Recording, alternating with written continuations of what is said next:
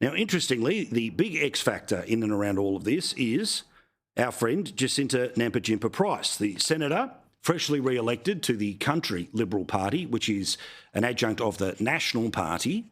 And she has now announced, as you know, that she is moving from the National Party to the Liberal Party.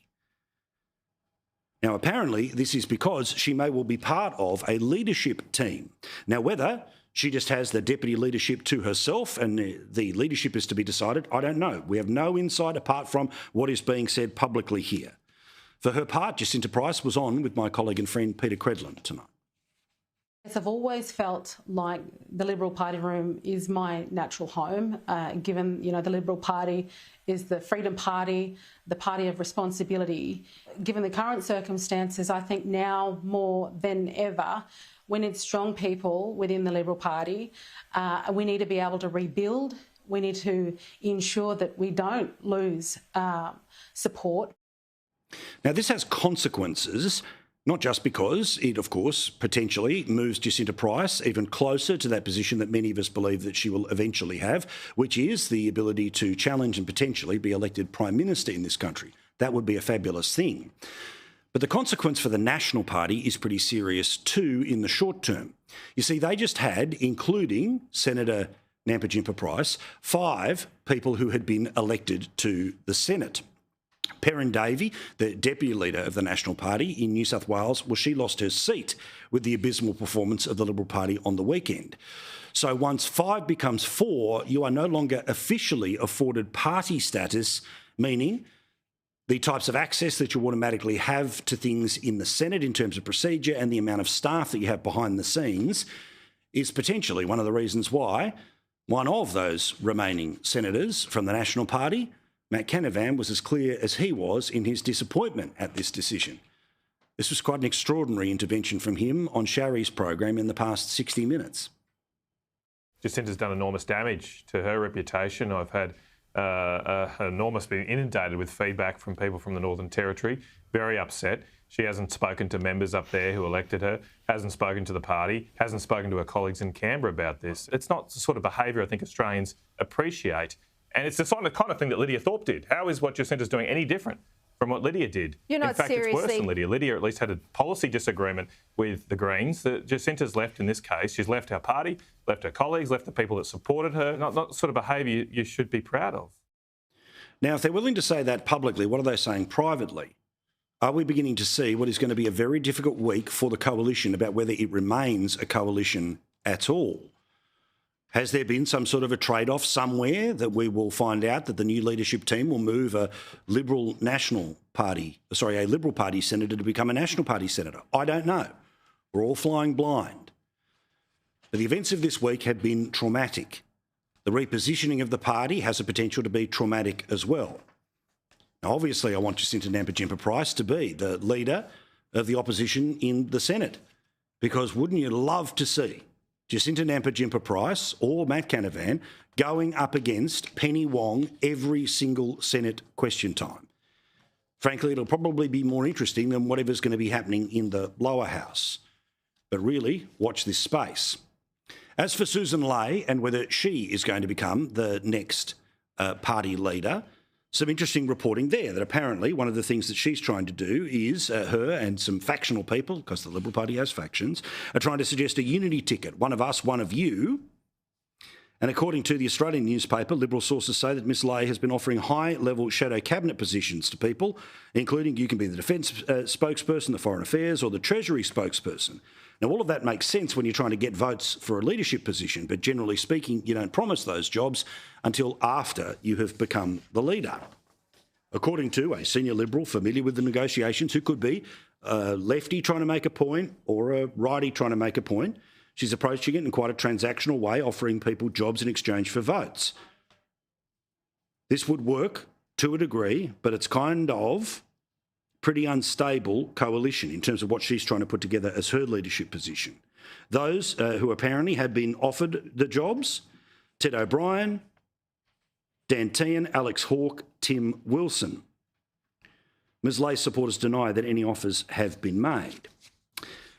Now, obviously, part of the rebuilding is, as I've said from Sunday night, not just about learning a lesson, but being seen to learn a lesson. And regardless of who the leader is, it would be pretty amazing to see the deputy leader be an Indigenous woman. But why not do what, say, the Greens have done, which is to have multiple deputies? Why not a conversation about people like Tim Wilson, who, apart from being able to defeat a Teal, was incredibly significant in his ability to put together and prosecute the case in and around the franking credit stuff from 2019.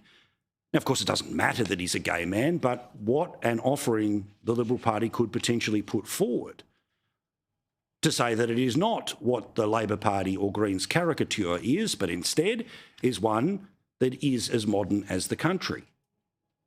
We'll all wait and see here. Now, I'm not sending smoke signals about what I think should happen. It's not my job.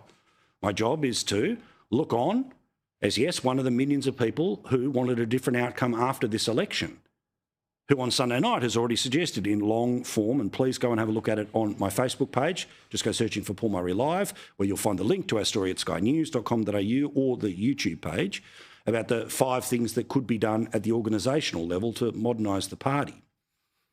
But Tim Wilson is not ruling himself out as either trying to go for a top job or potentially the deputy job, or why not? Now, I'm sure there's some constitution somewhere that someone's going to have to change a rule, but why not have serious people towards the front end who are all able to attack things from different angles?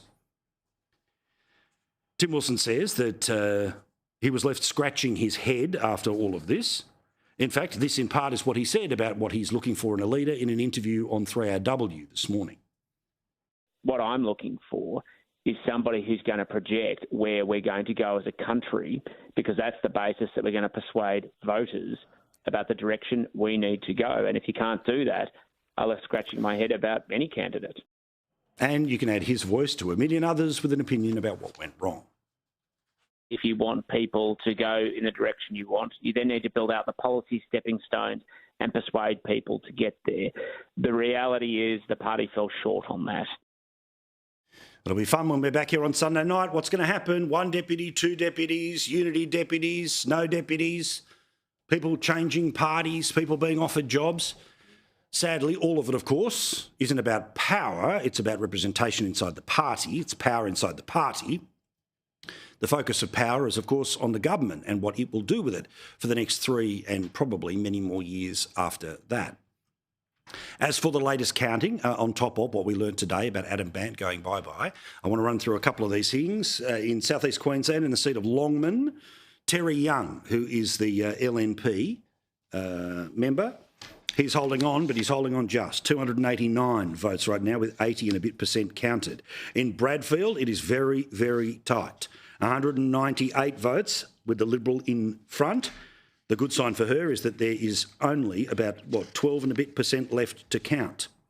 It would look like Monique Ryan is probably going to hold on Kooyong, but who knows? Still plenty of vote to go at 83%, and Monique Ryan has a lead of 609 votes. Meantime, over in Bean in South Australia, the Teal still leads the Labor Party. So Labor, of course, automatically assumes they will win all the lower house seats in the ACT, but we'll all find out together whether it'll be a Teal that will start eating away at the Labor Party. And most interestingly, probably to all of us, certainly one of our guests tonight, is the Tasmanian Senate. Now, who knows where this is going to go? Ultimately, a computer will decide the very final spot.